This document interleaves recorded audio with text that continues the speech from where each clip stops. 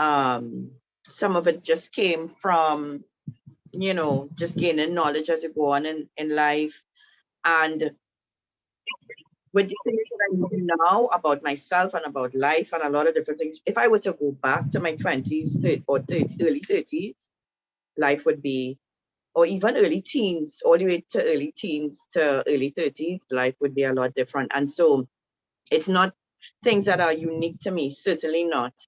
Some would be, definitely, some would be, most definitely. All of us won't be making the same mistakes, but some are very common. And I want to be able to, the purpose for this session is so that those of you who, for some of y'all, it's too late. When I say it, because all you might be close to 52 or past 50 or in your 40s, we still have some time, right? But for the younger folks, or you know, those in your 30s, or even some of you in your 20s, you are at a great advantage to be hearing these things. What is wrong with my speech today? To be able to hear these things and implement them in your life, and not make the same mistakes that I made. Right now, I made a lot of mistakes, much more than 10. But these mistakes, I could say, impacted my life. I could see how it impacted me now at 50. So there are things that should be avoided, right? So as Celeste said, ladies, my name is Onika Narayan, and I would be taking you through tonight's session. I don't think we did much advertising, so there may not be anyone new. But if you are on the call and you're new, if someone invited you, you heard about it through a friend, you could just comment in the chat and say, hey, good night, I'm new. It's always good to meet the new folks and to even hear from you all. It's always good to hear from you. So if there's anybody on the call that is new, feel free to indicate that now, before I get started. Yeah, okay, so it doesn't look like there are any new people on. Oh yes, Angel, good night. Hi, Angel. Pleasure. I'm so happy that you could join us tonight. Anybody else? And for those of you who are here, take this time to share the stream before I get into it. I want to 10 minutes pass, right? Share it with somebody, put it in your WhatsApp somewhere, and you know, let somebody jump on the call, right? So I'm going to start now.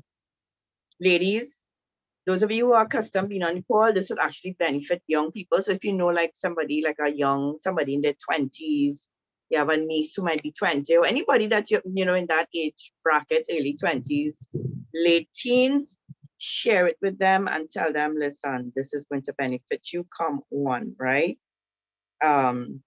Okay, so let's get going. Something is wrong with my speech. Sorry, ladies, tonight. I'm mixing up my words and stuff, right? Okay, so 10 things, right? Here's number one.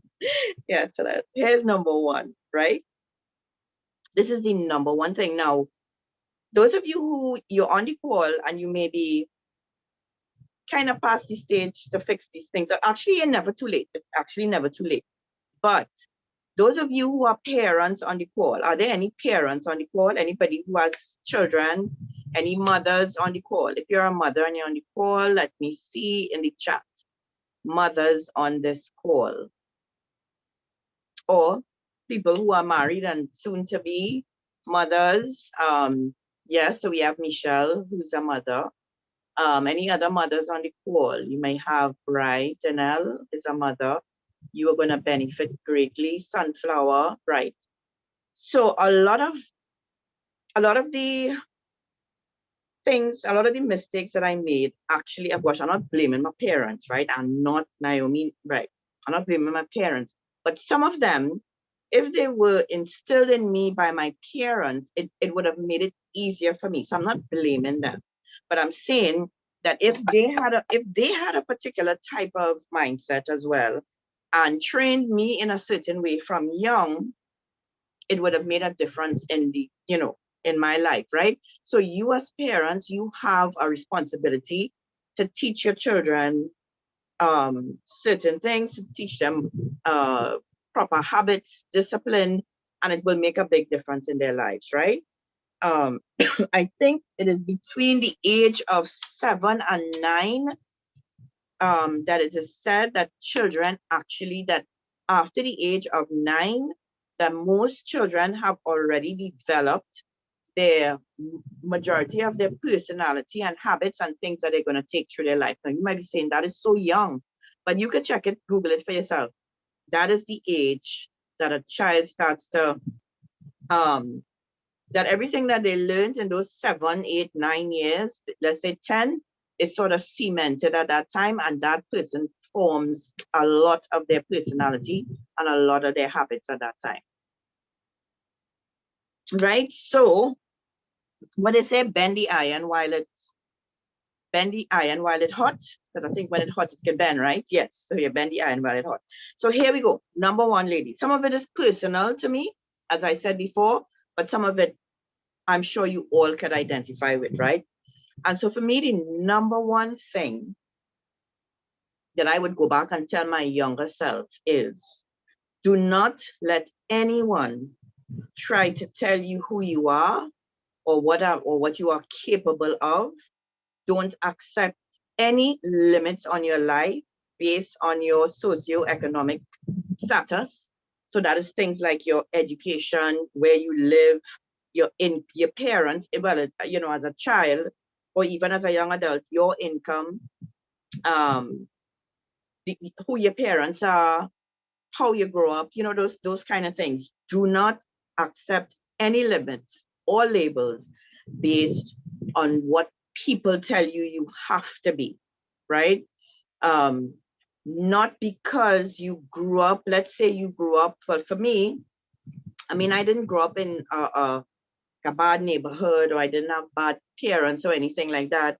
But I didn't see myself as much, right? I didn't see myself as much. And to add fuel to fire, I, as a child at age 7, 8, 9, 10, that was like the 70s, 80s. There was still a lot of, there still is racism now, but I mean, we were brought up to believe that white was beautiful and black was. Now it's the opposite, right? Now the world turned the other way, right? But when I was growing up, race was a big deal. And what I was taught as a young lady, not directly, nobody would sit you down and say, white people prettier, they have nicer hair, they have nicer eyes, they have nicer skin. Nobody ever told you that. But based on how you were socialized on TV, because you know, you watch all the TV shows, all these stars, there was pretty blonde woman with a certain physique. We know about the Barbie doll. And so I grew up, and it just so happened, just today I was looking at a photo of my cousins that I grew up with and my brother, right? The 4 of them they were the picture. And my brother looked like their brother, because they all like fair skin and he's same complexion with them, right? The second trailer for, oh, yes. Yes. I saw it. My husband told me about that. I didn't see it. Apparently, Black Panther is a woman this time around, right? So yeah. Yeah. And so I remember feeling like an outsider. You know, among my cousins and my brother, because I looked very different to them. And that sort, and again, in those days, being fairer was, well, in my mind, and you know, the better thing, right? Fair skin, straighter hair, that kind of thing. And so it took me a while to get out of that thinking, right? And you know, from the time you reach to the age of you're old enough, you want to relax your hair, you want to change how you look, you want to conform to a certain kind of look to fit in, right? But that, along with well, remember the things that I call it, don't limit yourself by your education, by where you live, by your parents' income. Those things tend to try to put limitations on you. And as you get older, it's sort of it's kind of almost confirmed, because you go for a job, and when you go for a job interview, let's say you go for your first job interview at 20, 21, right? Maybe 19, 21. You go for your first job interview, and you don't have the qualifications that, you know, would be known as the standard, right? Like you don't have all ones, or you might have a couple of trees or whatever. You might not have gone to a prestige school. They look at your address, right? All of these things, and you go for an interview and you realize you're not getting jobs because people are, and I mean, rightfully so, if you're going for a job and your employer looking for a certain standard and you don't have it, they would say, well, okay, no, you don't qualify. But what that does is sometimes it makes you feel, okay, this is the situation here, I don't qualify for this job, but it becomes a part of your identity, and that's where it becomes dangerous, right? When you start limiting yourself, right? And listen, at 19, 20, 21, looking back now, there's nothing that I could not do that I put my mind to. Anything that I put my mind to, I know I would have been able to do it. But somehow society, not somehow, we were just kind of brought up that way. You didn't go to a prestige school, you have a thinking about yourself, and people have a thinking about you too, right? You don't get a certain amount of passes, there's a stigma there too. You don't have a degree, there's a stigma there too. You look a certain way, there's a stigma, and it keeps going on, and those things kind of put limitations on you. And so for a while, I would say I settled. And if I did not do that, if I did not settle at any time, and I say settle, I didn't push, right? I didn't push to be the best that I could be. I just kind of accepted certain limitations and said, okay, I'll just go with the flow here, right? This is what I could do. This is where I am. This is how much I could achieve right now, and this is what I could do, right? Now I look back and I know that is absolutely not true. That I could have break out of that stigma at any time. I actually did. When I left school, let me see. Trying to remember. I got 1-1, three 2s, and the rest was 3s. And I think 2 3s, and I think a 5 in math, right? 5, yeah, I got 5 in math. I don't know if it's possible to get a 5 in basic math, but I did basic. Is it possible to get a 5 in basic math? I probably did. Anyway, but when I left school, I made up my mind I'm not settling for the 5 in maths. And I also wanted to do more subjects because I did over a couple of them because I didn't want the 3s. And I did do better, right? I did get a 2 in maths. And I did eventually get 2, I think 2 other 2s or whatever. And I did accounts for the first time. I said, you know what, let me try principle of accounts because I did POB. I said, let me do POA. When I left school, I did it like in a year and I got a 2, right? So I did feel like a sense of achievement. I was like, right, I fight. So now, but then, I still ended up settling, right, for that particular level, right? I didn't push myself further. And it's unfortunate that I look at young people now and I hear the way they speak. Actually, just yesterday I was listening to a young lady speak, and I'm thinking to myself, no, you're thinking wrong about yourself, right? I could tell that the person's they had low self-esteem, a low view of themselves. They didn't see much worth in themselves at that point in their life. And what they're thinking is that I have to do all of this to be able to get to, where I want to be. But that is like a deception because wherever you are at now in your life, let's say you are in your 20s, your late teens, 20s, 30s, right? Nothing should stop you, no thinking, no qualification, no education from bettering yourself in that moment. And now it has become so much easier to learn. You can learn virtually anything on YouTube, on courses online. There's absolutely no excuse for anybody who feels stagnated in life to just stay there because there are too many opportunities and free as well, right? You can learn perhaps a whole trade on YouTube, right? You can learn so much from the internet, free education, different education, right? So there's absolutely no excuse now, right? So my number one would be not to accept limitation, not to accept labels, don't accept anybody, even if it's your parents, guys, trying to tell you who you should be and how far you could go. Don't accept their limitations, right? Break out of it. you start to speak back to them, not quarrel with them, but if they start to try to put labels on you and say, damn, you all you ever do is work in store, all you could do is work KFC, you could only work in fast food restaurants, look at you.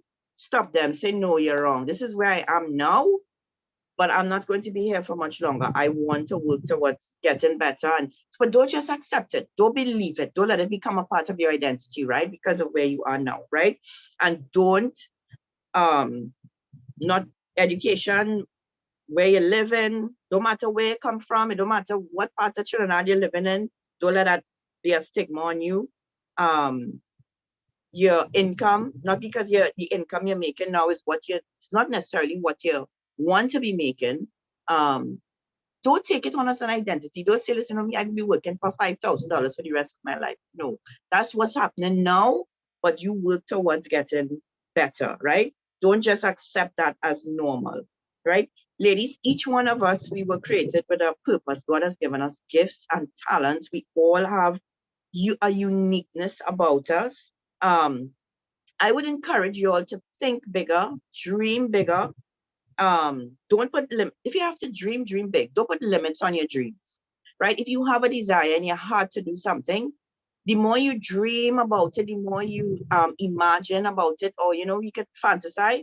Use your fantasies and your imaginations for good things. If you have a business idea, think and dream about how you can make it bigger, how you can establish it, right? Write down your vision, write down what you want to do. So you might not be able to achieve it right now because of the things that financially you can't right now or whatever, but that shouldn't stop you, ladies, from putting a plan in place and from dreaming and writing down your vision and from starting to at least do research and putting things in place, right? Don't let even your dreams, sometimes people tell you they can't dream so big, right? Rubbish. Imagine somebody trying to tell you you cannot dream that big. Listen, if you're dreaming, the sky is the limits, right? And there's this verse I found today in Ecclesiastes. It says, the wisdom of God strengthens a wise man more than 10 rulers who are in a city. And so what this is saying is that God, ladies, is able to give you wisdom beyond your natural capabilities, and even more than somebody who is qualified. So even more, like this scripture is talking about rulers in a city. So let's say the prime minister. This scripture is saying that God is able to give you wisdom beyond that, right? And you can't put a limitation on how much wisdom God could give you. And wisdom is something God says you could ask for liberally, right? Just ask. He says, ask as much as you want, and I will not hold back wisdom from you, if you really desire godly wisdom, right? And God's wisdom could put you in a position above people who are much more qualified than you. So put your trust in God, ladies, right? And ask him for wisdom on how to fulfill your dreams, right? So that is number one. Number two, and this one, let me tell you something. This one is affecting me still, right? This one is affecting me still. This one,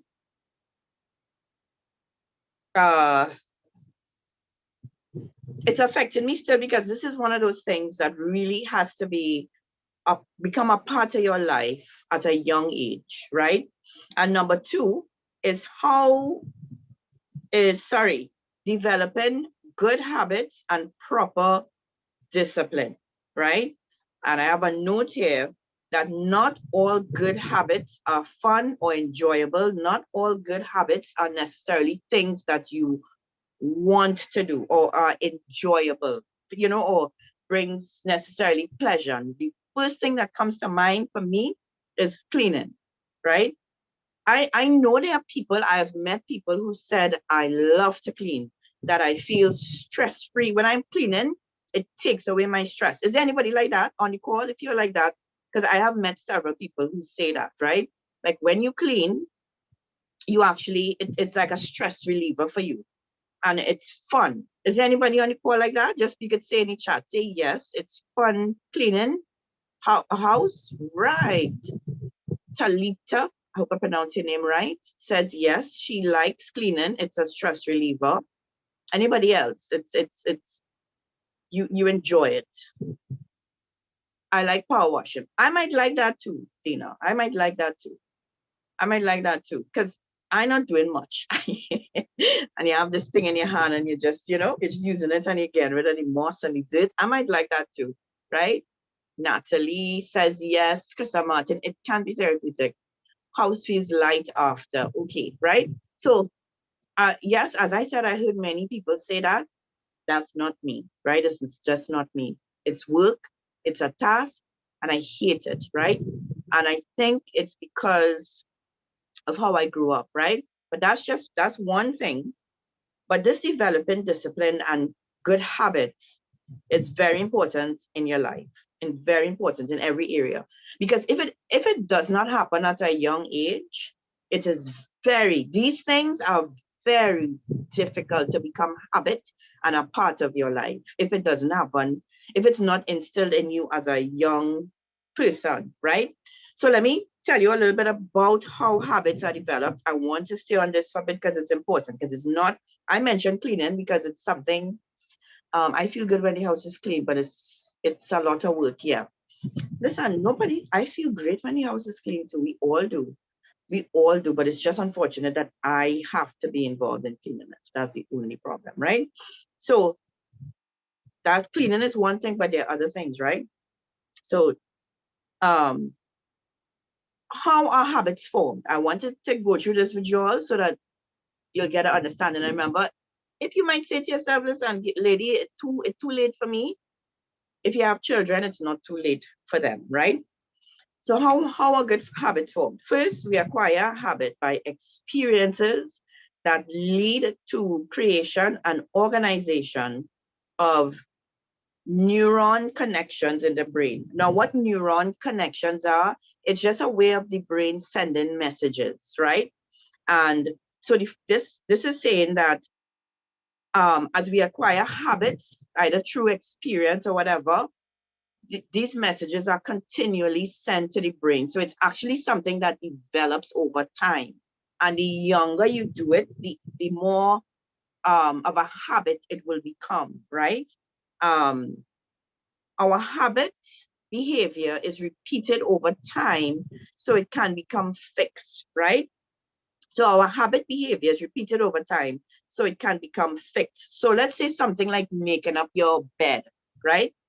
Something I do not do, right? But if you are on the call, and since you were at the age of 4 years old, since you had, you're able to hold a sheet. All right, let me say 5. What age a child would start making up their bed? Maybe 7, 8, I don't know. What age? Tell me, mothers who have, my daughter, maybe 7 or 8, right? You might start or maybe younger, teach your child to make up their, right, 7, 8, right? So if from the age of 7, you taught your child to make up their bed every morning. If that child did that 5, 6, okay. They could even reach, how are 6-year-old making up their bed? Anyway, yeah, 6, 5, 6, I will take it 5, 6, right? If I used to make up my bed from the age of 5, that would become a repeated behavior, and it would be eventually be just fixed in my mind. It will be automatic. As I wake up, okay, brushing, well, I hope and I pray that for everyone here, brushing your teeth when you wake up in the morning is an automatic thing, right? You get up and you go, well, okay, for me, after I drink my coffee, but because it's spoiled the taste of the coffee. Sorry, anyway, right? But it's an automatic thing to get up and brush your teeth, right? For everybody around the world, right? And the reason why everybody is adopted, because if you don't do that, you're going to end up getting rotten teeth, or your gums going to get disease, all kind of things can happen, right? So everybody automatically, and they wake up, they brush their teeth.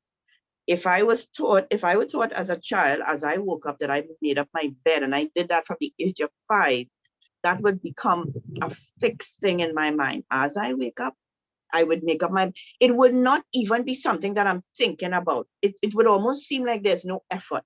Just like brushing your teeth is no effort. I mean, I hope brushing your teeth is no effort, right? it becomes fixed, right? The habit is fully acquired and is able to be performed automatically without requiring our direct attention or focus. So what this is saying concerning habits here, like I was just saying, it starts to happen automatically and it doesn't require too much attention or focus from you. It's almost like you're a robot. Now, the thing, somebody's mic is unmute. Maybe you can mute that. Somebody has their mic on mute. Here, what is automatic for me, right? When I wake up in the morning, right? I wish I could say something else, but just being honest. I wish it could be something spiritual and really good for me and whatever, but it's not, right? As I wake up from my bed, I think the first thing I might do is go to use the toilet, right? And I go straight to the kitchen and put on the hot water to make coffee. That is what I do every morning. I do not think about it. I do not try. It is just, it's what I've been doing for the past how much years. It's what I do every single morning, right? And there's no effort in it for me. And I'm not trying to be intentional either. It has become a part of my routine. It's now routine for me, right? And then things happen after that, right? So to develop habits, this is how it has to be. It has to become routine to develop good habits, right? Habits become a sequence of actions that tend to occur in response to a particular situation or cue, right? So something triggers the habit sometimes. Something, okay. So I know it have some ladies on the call, you can't, or you all cannot deal with like mess. So like if there's some dirt on the floor or something out of order, you just automatically go to it and you fix it. If it's a cushion crooked or something on the ground, you just can't help it. You have to put that thing in order, right? It's just like automatic for you. So once something is out of order, you have to fix it, right? So you'll realize that habits, it's as an adult, right? For me now, it is going to take great effort and extreme discipline and concentration for me to become disciplined in the area of, let's say, cleaning and taking care of the home, of making up my bed every morning. That is not going to be an easy task for me now. However, for some of y'all, you are thinking, but that's just natural. You wake up, you make up your bed. Not so. Some of y'all thinking, what's so hard in that? You wake up and it's the first thing you do, you come off the bed rumple up. I straighten it out. What's so hard in that? That is normal, right? For you. But for me, who did not grow up that way, it just became, okay. At some point my mother would do it and then eventually she stopped and I just never did it. And I would only make up the bed if, let's say, I'm cleaning generally and I want the place to look nice. So you make up the bed to make the bed rumple up. But after that, and you lie down 1, 2, 3 times and the place start back to get messy, the bed just matching everything else. You want everything to match. So if everything untidy, you can't have a made up bed and everything else untidy, right? No, that's just a joke, right? Right? So ladies, habits, these kind of things, I lack discipline in the area of that, in that area of like the home. And I should not be doing this, but I partially blame my mother because it was not something that she insisted that we do. It was not ever a part of a routine in my life as a child to wake up to. So I hear many people talk about Saturday morning chores. I never had that. I never had Saturday morning chores. Saturdays was for me to play all day. School done in a week. But when I listen to other people talk about their family life, Saturday morning chores was a big thing, right? It was a big thing to wake up Saturday and you clean your room, you scrub the bathroom, you do whatever. That wasn't a habit for me. And so I regret it though. As much as I don't like it, I do regret that it's not something that's more natural to me because it is affecting my life. Because sometimes things get out of control. And when things get out of control, it's harder to get it back in control, right? So I wish that I developed better habits. and more disciplined in certain areas of my life. You know, and I hope and pray that I'm not making the same mistakes with my daughter that my mother made with me, right? So if you have children, ladies, you want to make sure that they are disciplined, that they have chores, that they have responsibility, that they see their personal space as their responsibility, um, and that they see value in having a place clean and neat and put away. And when I have the place clean and neat, I see the value in it. I see the difference. It's a whole different quality of life. I don't have to look for a half hour for a piece of clothing in my cupboard because it's organized. I don't have to dig up to look for a shoe. I don't have to pelt things around to find, you know. And then when you're in that kind of mood, things get more disorganized. So having an organized space makes life easier. It helps you to get ready faster. Getting ready is easier because you're not looking all over, which sometimes is my life when things get out of order. You know, so it does impact the quality of your life, right? So yeah, that is number two, and I think that's a big one. And that is, I mentioned the home because that's a big thing for me, but it leads to number three, which is, right, ladies, big regret for me, big regret. Another habit that I never picked up. To be more active, to make exercise and sporting activity a part of my life, not just something that I do because I have to do because it makes me feel better. That's how I see exercise only, as something that, yes, is going to benefit me, but I don't really like to do it, but I have to do it and I should do it, and I still do it, right? As a young person, I took my body for granted and my health for granted. When you're young, you think how you feel because you feel full of energy and full of life. You're looking good, you're feeling good.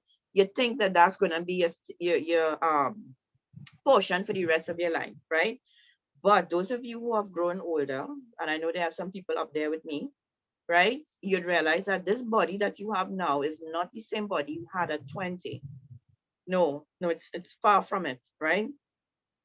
But depending on how you take care of yourself as a young person, health, exercise, it determines what kind of life you're going to have.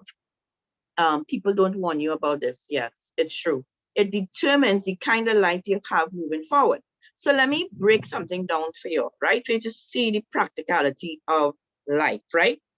You are an official adult from the age of 18, right? That's the age that the state recognizes you as an adult, most places in the world, 18, right? So from age 18 to 45, that is 28 years, right? That's, no, I push it to 45. I push it to 45 for some of all your sake and my sake too, right? To say that that's the prime, right? That's the prime of your life. But 45 is pushing it, right? But I'm trying to give all you some extra years, okay? So from 18 to 45, that's 28 years, right? But listen to this, ladies, right? 18 to 45. From 46 to 72, most people make it past 72. Most people make it to 75, even 80 now, right? 46 to 72, that's another 28 years that you are living. That 28, the first 28 years, ladies, right? How you live that will determine the next 23 years. So are you, so I hope your thinking is not, I will live my life while I'm young, enjoy myself, and well, when I'm old, is it? When I'm old, is it? I done, I will just take it easy. I will rock back. Because let me tell you something, I am 50, and at 50, you still feel like you have a lot of life. I don't feel like 50. I'm not sure what 50 is supposed to feel like. Well, actually, I lied. Today, I felt like 50. Today, I felt like 50. Yeah, for some reason, I felt like 50. But normally, I don't, I don't feel like my age should be a limitation to anything. Because once I feel physically able to do something, I'm gonna do it. Once I'm mentally able, I'm gonna do it. I'm not gonna let something. I'm not gonna let because that's another label people put on you, a limitation. Because you're 50, you can't do X, you can't. What? No, I will do what I feel to do. I'll do what I want to do. What I still have dreams. Right. And so many young people, they are ignorant to this. As Celeste said, people don't warn you about this. How you live those prime years will determine what your latter years will be like. And you cannot scorn the latter part of your life. It's the same 28 years. So you have 28 from in prime, and you have, well, I just saying 28, but it's more than that, right? Because you could live to 80. My grandmother lived to 92. My great grandmother lived to 99, right? My mom passed away young. My father's mother lived to 90 something as well, right? My dad is 74 now and going strong, right? So my dad is 74, and he used to be cutting grass and seeing about the weed outside, and no, he living his life. He not accepting limitations, right? And so you don't want to be 45 and you already start to be physically limited, right? And you neglected your body, because everything is everything, right? When you're 20, you don't have to exercise necessarily to look good. Some people maybe do. But when I was 20, when I was in my late teens, early 20s, I never used to play with my weight, to the point where if I notice, and it's dumb, and I'd actually come to that now, thinking about it is really time consuming, and it's,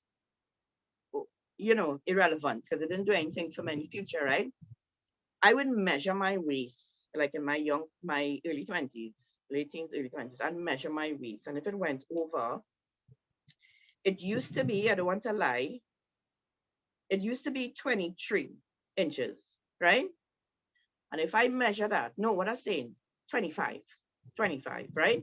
If I measure my waist and it went over 25, 24, 25, I would do whatever it took to get it back to 20. And whatever it took meant I would take a purge, right? Just being transparent to you. I take a purge for a week. I remember one time I was working Liat, such a fool, and I drank to lose. And listen, my weight was like, I was probably weighed 115, 120 pounds, 20, because I'm short, right? I'm 5 feet, right? So I was weighing next to nothing. But if my weight went up and inches went up, I remember a week nearly passing out at the end of the week, because all I had, it's dumb, it's retarded, guys, right? Was Suppligen for the whole week. I had Suppligen I cannot see or smell Suppligen now. If I see Suppligen or smell it, I would throw up. I had Suppligen for breakfast, lunch, and dinner for more than a week to make sure that I went back to a particular size. Uneducated, lack of knowledge, because we all know now, I know that yes, at the end of the week I will have lost weight. The next week too, I would have, but people will be saying, "Yeah, you're looking skinny, boy," of course. But then after that, no, Nicole, this is not inspiration. This is not inspiration, Nicole. I just said it was retarded and it was dumb, okay? And it made no sense, right? What I should have been doing is living a healthy lifestyle. I should have been exercising. But actually, I was in the gym too, but for all the wrong reasons. I'm not in the gym because I want to be healthy. I want a bottom. I just being transparent with you all, because you're so, again, in that at that time in my life, I'm so shallow, and the things that I focus on, the things that I think that is important, was just not. And it's because, again, of just, what you're looking at on TV, the people you're lining with, the friends you have, what they saying was in. I need gym not to say like I healthy and building muscle and strong. I want a bottom, right? I don't want my bottom to be flat, and it was flat, still is, right? And I want calves, and you want to look good. I'm not really thinking about doing no cardio and being healthy and stuff, right? And I'm drinking Suppligen on top of that. I remember going to the gym. The second time I went to the gym, I was doing aerobics, because like a fool, I didn't eat breakfast, right? I doing aerobics as I went in a morning class. And I start to see black while I doing the aerobics, and the instructor saying, "Come on, you can do it." Yeah. And I say, "Yeah, well, okay, if she said I could do it, I could do it." All I know is the next thing I wake up in the bathroom with people fanning me, and the instructor saying, "You all right? You all right?" I faint in the people class, pass out in the people class, right? So, guys, that was my foolish way at that age, which was so dumb, right? Looking back at it, because all I was focused on, sorry, was how I looked then, not necessarily being healthy. And there are very few young people in their early 20s that I meet that are focused on health in that way. I think that has changed now because the world has changed. And again, the internet has changed, that YouTube, and you have all these fitness people who are into fitness and influencers who are into fitness. And so I think that that thinking has changed, and people are becoming more educated younger in that area of health and fitness. And so that is changing. But I know in my time, I didn't know, I had no friends. I was concerned about eating healthy. And, you want to look good. That's what you want to do, right? And so if I had adopted from a young age a habit of exercise, that exercise was a part of my life. My friend Crystal Martin is on the call. I don't know, Crystal, you tell me if you were always somebody into exercise. I can't remember. I mean, I know throughout your 30s, yes, I believe, but I can't remember if, like, when you were younger in your 20s, if it was a part of your life. You tell me, it was it? Or was it something that you developed as an adult, started late 20s? Was it difficult to do? Like, would you say it was okay, 28, okay, that was the age I got married. I wasn't thinking about exercising, thinking about doing other stuff. But was it difficult to start, Crystal? And what made you start? It was difficult, okay. And what made you start? What made you make a decision at 28 to change your lifestyle and start to exercise? I exercise now because I want to look fit. No, oh, this is Angel. Sorry. Angel, how old are you? It's a friend who encouraged me. I laughed at and scorn and tell me to come and work out at 6 a.m. Okay, Angel is 25, right? Um, so a friend encouraged you, Crystal, and you went and exercised at 6 a.m. And did you enjoy it? Is it that you felt good? Is when the seatbelt started to oh, you started to put on weight. Okay. Okay. So you started to put on weight and it was like you vomit the first day. Okay. Wow. Wow. Okay. Right. So Crystal at 28 realized she started to put on weight and decided to do something about it. My body changed. Right. Yeah. Yeah. And so when you see the results, and when you feel not only see, when you feel the results, it's great. You realize that this is the better way. As much as it takes a lot out of you, yeah, as much as it takes a lot out of you initially, um it is the best thing for your body, right? And now it has become a lifestyle. Nicole said I had to join fit because I joined a gym, right? But it was damn hard at first. Sorry, Dan, not down, right? Surgery went downhill from there. Oh gosh, Katrina, yes. Yeah, yeah, I know, right? Um, right. So starting at 28 is late, but it's clearly it was able to become a habit in her life because she's now not 28. A good few years have passed and she still exercises a part of her life. And any of you who know Crystal, I'm sure you could say she looks fantastic. Her body looks great, right? Um, Nothing is wrong with exercising because you want to look good. Of course, you want your body to look good for as long as possible. And as long as you have the ability to, you should exercise and eat healthy, right? Um, and in the case of exercise and healthy lifestyle, ladies, it is never too late to start. It is never. That time has your time and pass. You could start tomorrow, right? You could start tomorrow. It is going to benefit you greatly. If you are in your 20s or 30s now, or even in your 40s, it's going to benefit you greatly in your 50s, 60s, 70s, right? That, guys, listen, yeah, just have to start. Hear what I mean. I know most of you may not be in this age bracket, but let me tell you something. When you do start to enter to your 40s, 50s, 60s, 70s, don't let anybody limit you either. Don't let anybody tell you there's something that you cannot do because of your age, right? Except maybe pole dance and that kind of thing, right? Just kidding. Most of the presidents of the United States, well, Barack Obama was pretty young, but most of them became presidents in their 60s and 70s, you know, right? Donald Trump became president in his 70s. Um, so don't let age limit you either. Don't let being young limit you. Don't let being older limit you as well, right? So as long as you have life, you do as much as you could do to make yourself feel better, to be healthier, to be stronger, to be a better person, right? So that is a big regret for me because exercise is very something that is not a part of my life and it seems like work for me. And I will start and stop and start and stop. But I want it to become a habit, but it's hard. But as my friend said, just do it, right? Number four. Let me move fast, right? Number four. Don't listen. This might sound simple, but don't put off the small tasks because you don't enjoy doing it. They eventually become huge tasks that will burden you, right?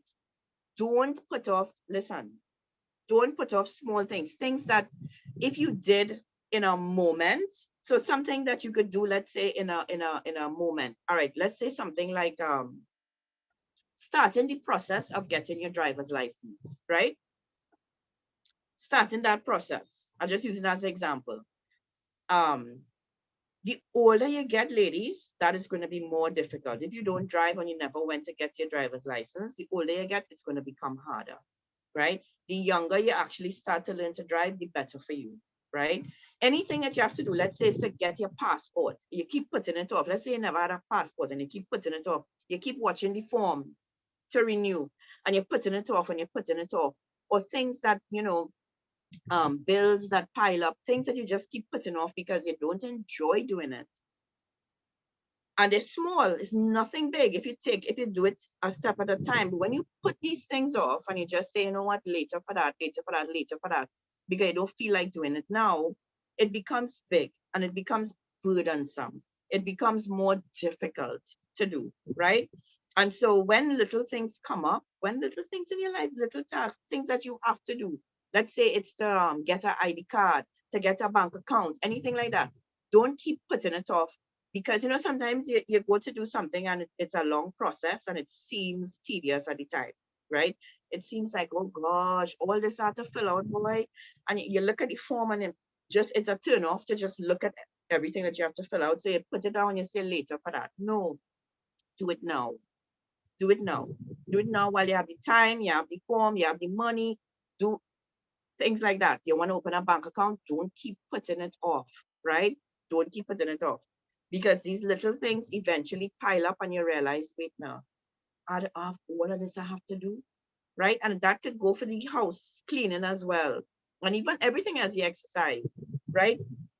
If when my house is clean, which is totally clean everywhere, which is now and again, right? Not too often, if I were to upkeep it, right? If I were to upkeep it instead of waiting, like just leaving everything to get chaotic over 2-3 week period.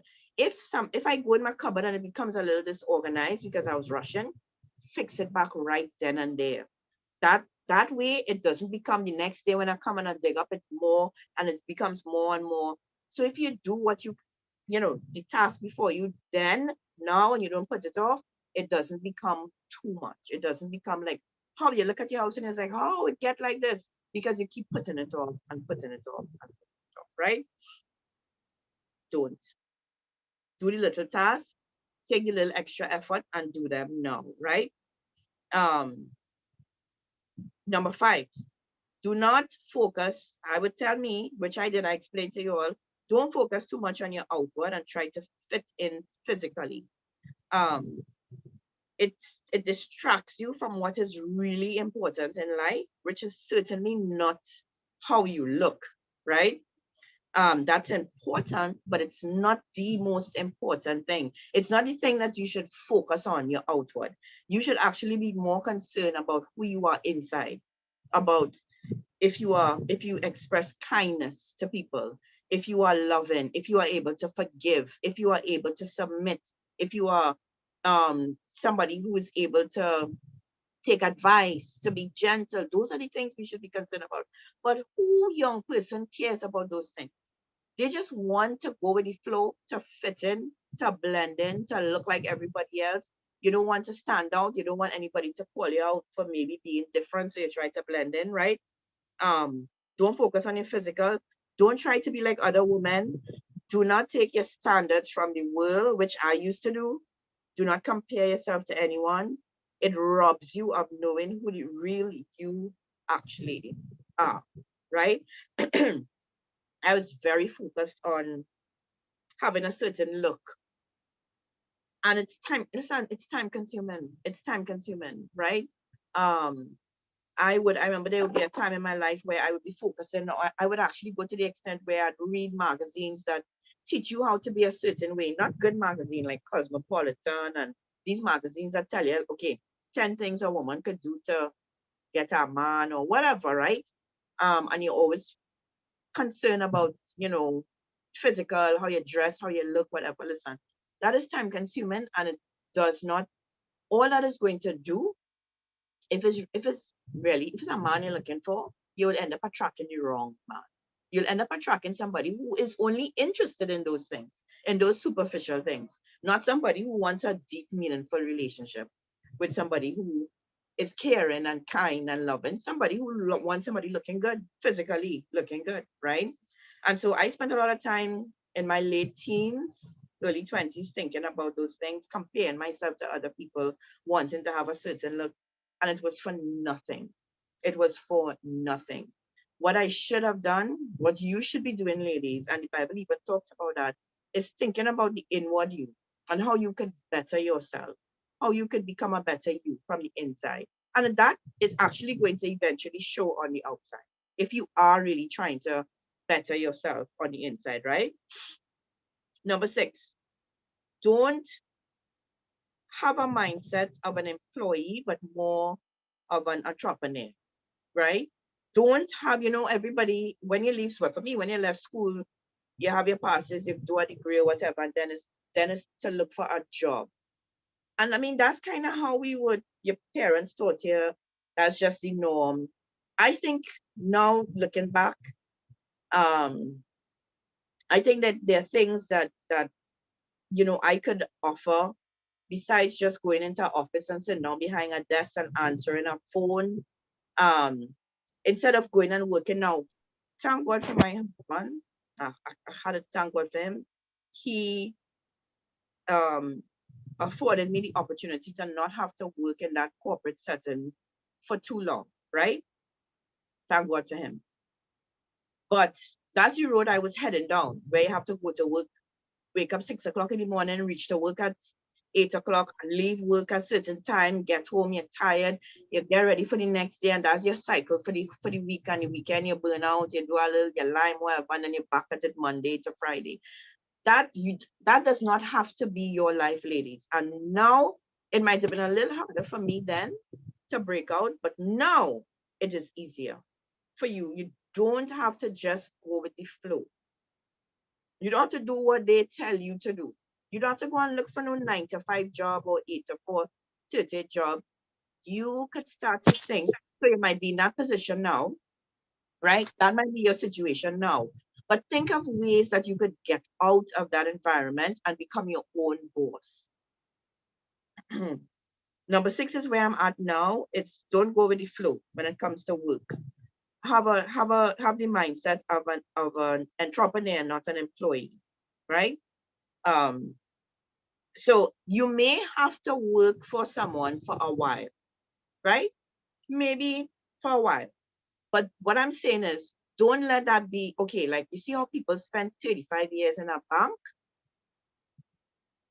Mm, no, no.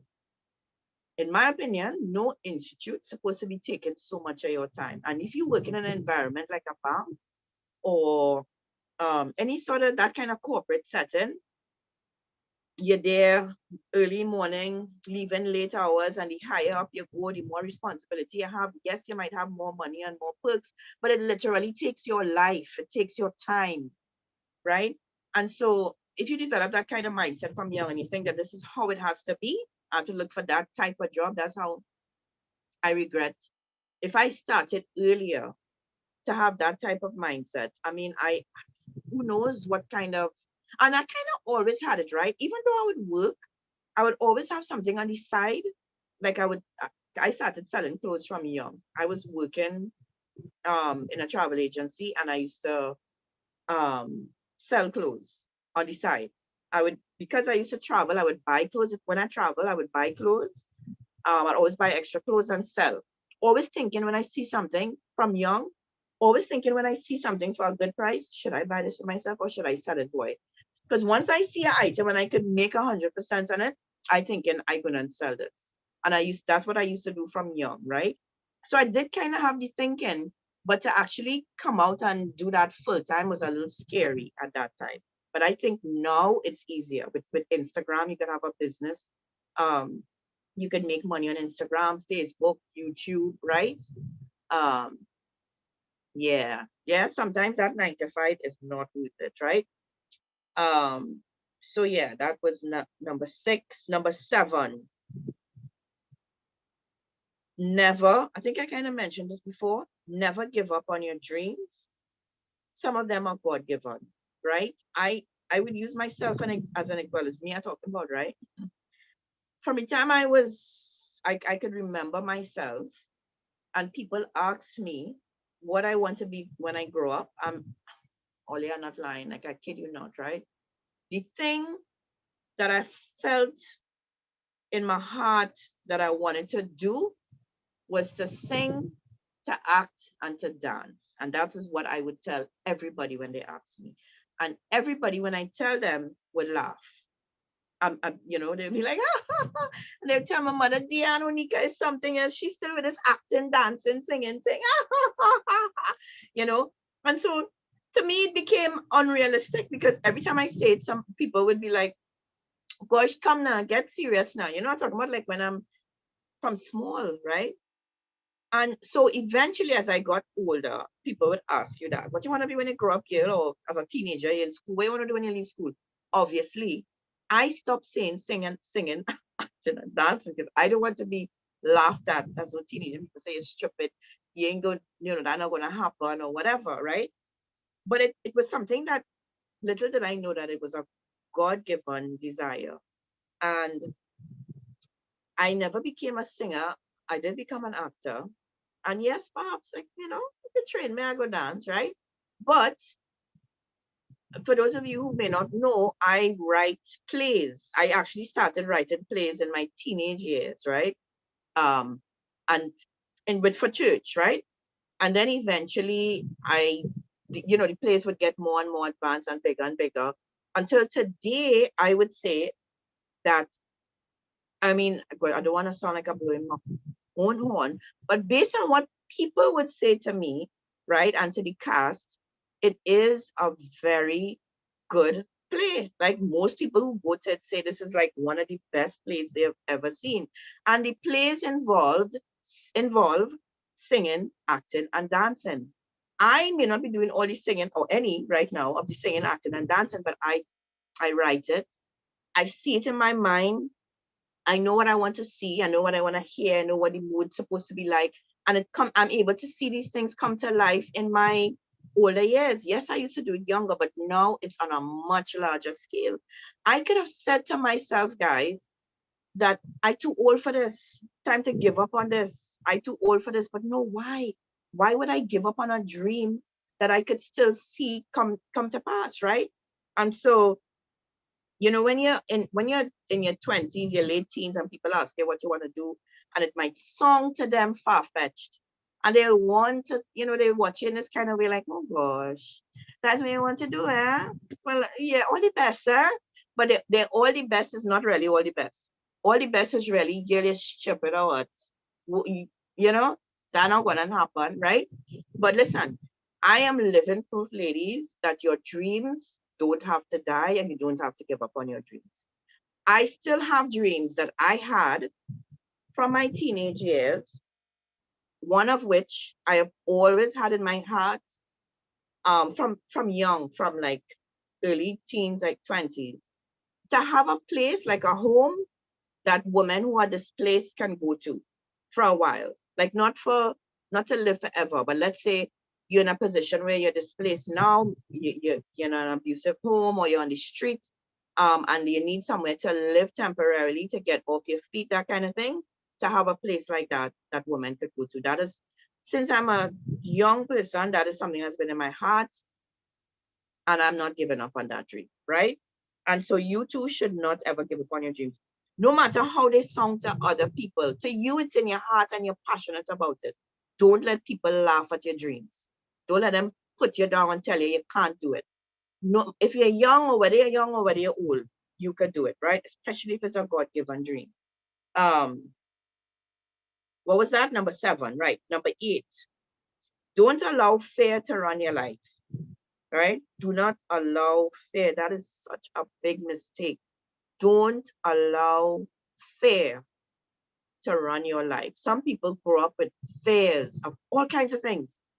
I know somebody who owed me, the first time they went on an aircraft was at the age, I think they were 35 or 36, late 30s, because they had a fear of flying, right? And so the person had many opportunities to travel, but never did, never saw the world, right? Because of the fear of flying, but they eventually overcame and did, right? In their late 30s, they bite the bullet, so to speak, and they did it. And it was, yes, it was difficult for them, but then they realized, wait, now this is an irrational fear, because I go on the plane, I live, I come back, I live. I go on again, I live, I come back. After now, I crash, no plane crash. My fear was irrational, right? And many times we are led in our lives by irrational fears that keep us back from experiencing really good things that life may have to offer. I would say for myself, what came to my mind that I regret is, well, when I had my daughter, the pregnancy wasn't so difficult, but the delivery was sort of kind of messed me up inside because of her size, right? And my size. I'm 5 feet, right? So there's not much room there for her. And she was 11 pounds, 2 ounces, right? So, right? 5 feet. And then yeah. And so I remember the doctor warning me over and over. He was like, Unika, do not get pregnant for at least 3 years. Now, that wasn't my plan. I didn't plan to get pregnant for 3 years, right? Probably just about 3 years, right? And he explained to me what happened. And then also I developed hyperthyroidism from the pregnancy and different things, right? But those things eventually went away. But I remember that doctor warning me. He said it so much times, I was like, geez, all right, already, right? But thinking back, looking back, I know that partially, and I would admit it too, that fear had a big part in me not having another child. Well, I was going to say sooner. It's too late. I know I'm talking about never too late, but some things it's too late. It's too late for that. But part of it was fear, and I regret that. I also regret when I got married at 28, and I had Kristen at 32. I mean, yes, you had to stay one time with your husband and stuff, but I would have liked to have her even younger. So if I got married younger, like if I got married at 25, I would have like 2, 3 children early. If you could do it in your 20s and done, right? But fear. I'm being honest, I was being governed by fear, right? And so don't let fear run your lives, ladies. That's me, that's my story. But you know in your life what things, what fear is holding you back from. For some of y'all, it's simple things, the fear of speaking in a crowd, the fear of, just to overcome that fear to come out and talk to people openly. It might be a desire of yours, but you just can't see yourself doing it. Or you think you're shy, or you think you can't, So do not let fear dictate your life. Listen, as a young person, take every opportunity that comes your way, right? Take every opportunity that comes your way. Well, within reason, of course, right? That was number 8. Number 9, do not get involved in sexual sins of any kind, right? Not sex. If you get married, you have to get involved in sex. But as an unmarried person, do not get involved in any kind of sexual sin or anything that would affect your life in that area. For me, I quite by accident, honestly, it wasn't my intention, got addicted to porn, right? But by it not being my intention, what I mean is I I was in Trinidad, I was visiting a family member abroad, and they had a room full of DVDs and not DVDs, they call them VHS cassettes, long time now. I was probably 19. And they were all labeled and they were old time movies. And so I would go every day and watch. I used to love to watch like My Fair Lady and Sound Music and them old time movies. And I would sit down and watch them. And one day I took one out and the label that was on the tape was not what it was a pornographic movie. And I put it on and I took it off one time. But the next day when I went back, boy, I say it was a real demon. That porn is a demon. Because I was so tempted to put that thing back on. And eventually I did, right? I took, I went back for the video, the cassette, and I put it on. And that began, I would say, I think a 2-year addiction to pornography. Thank God it wasn't longer, but it was enough, ladies. No, I never had sex outside of marriage, but I did a lot. I did a lot of other things that don't involve sex, right? So people think it's like a feather in your cap because you got married a virgin, but I did get involved in things I shouldn't. Um, and the pornography was one thing, dealing with that I overcame, but it messed up my mind, and I became aware of things now that now I wish I never knew. So because my eyes was open to that world of porn, there are things that my mind was messed up after. So even though I stopped watching the pornography, I still had the images earlier. I still had the images. Uh, um, I would find myself after that being drawn to very lewd sexual jokes, you know. Um, so jokes like that, you would laugh and you find it funny, crude, that kind of thing. And I realized that it really messed up my mind. And it took me it took me more years to renew my mind in that area than it did to actually stop watching the porn. I'm being serious. My mind was affected as much as just looking at the porn. My mind, so I had to deal with it with years of images and thoughts until I eventually became free. But I wish with all my heart that I had never seen porn, that I was never open to that kind of thing because it affected my life, right? And it's how I should say, it's one of those things you say you just wish I just never knew, that I never had the knowledge of it, right? And so if you are in a position now where you have not gotten yourself involved in any kind of sexual sin, or you're not married and you're keeping yourself, stay that way. Because listen, as tempting as it is physically to get into these things, it affects you, ladies. It affects you mentally. It affects your relationships moving forward. It affects how you see yourself, how you think about sex, all of that. So you don't want to get involved in sexual sin. I have counseled many married couples. I've said this on this call many times before. I have counseled many married couples who have said to me, especially women though, because more men, there are a bigger percentage of men addicted to porn than women. Many women have said that their husbands, they are or were addicted to porn, and it affects them in the bedroom because their husband is expecting to get that experience that he's seeing on that, video or whatever, and well, internet, expecting to get that experience in the bedroom with his wife, and the wife just not up to that because some of it is irrational and crazy, and the wife just doesn't want to do it, and it causes, in some cases, divorce, and some cases just serious problems in the marriage, right? So it's not something you want to play with in your youth. As tempting as it may be, the Bible warns us. Actually, the Bible says two things. The Bible warns you about: get fornication, having sex, and getting involved in sexual sins, and idolatry. Right? Those two things affect your body, right? So ladies, you want to stay away from that, right? And the last thing, number 10, that I regret, right?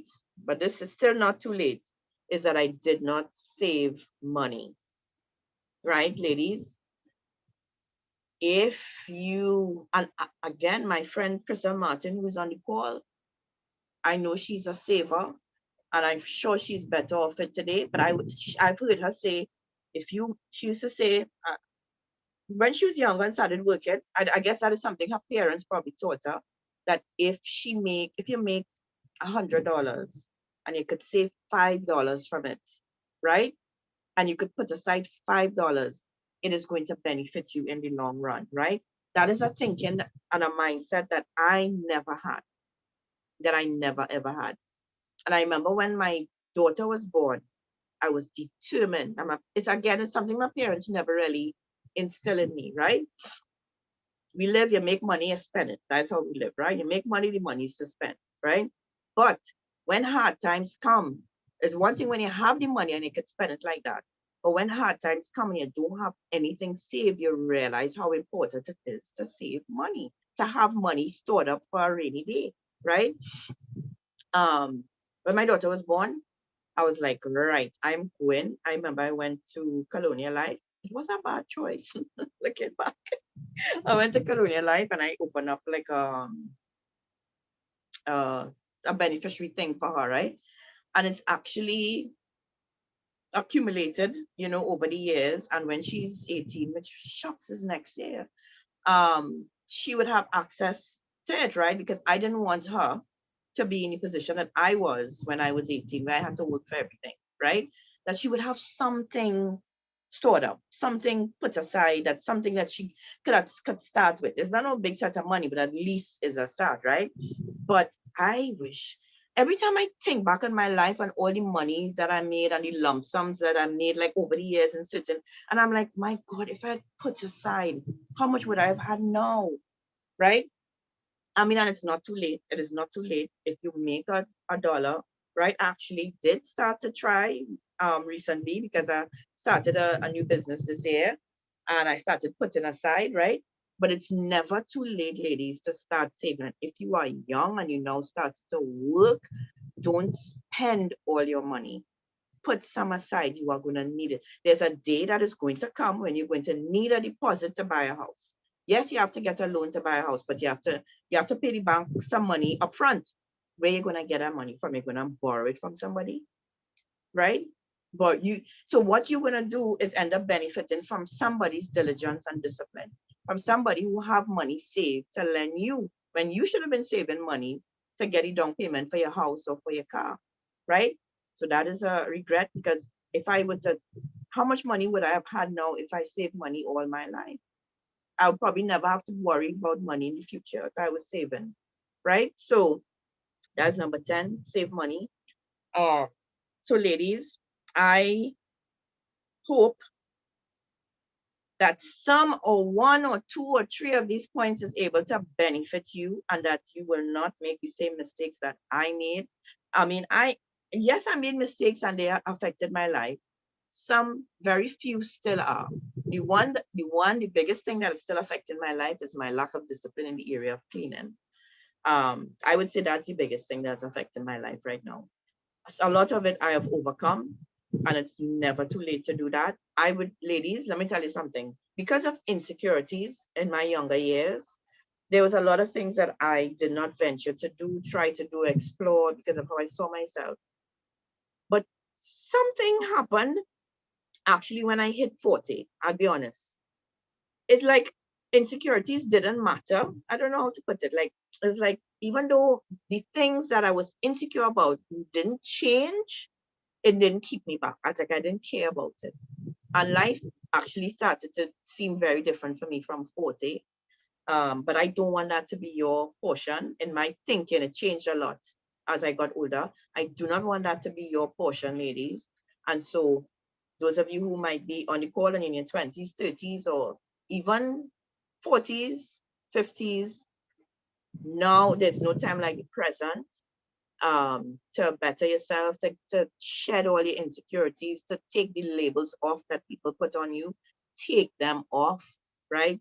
Don't be walking around with no limitation that your mother still put on you. Come now. Don't let mommy and daddy still have you limited by the words that they spoke over your lifetime to overcome that, right? So I am going to give you all an opportunity to ask questions or make statements. I saw somebody saying that they could relate to a lot of it. Um, so I want to give you all an opportunity to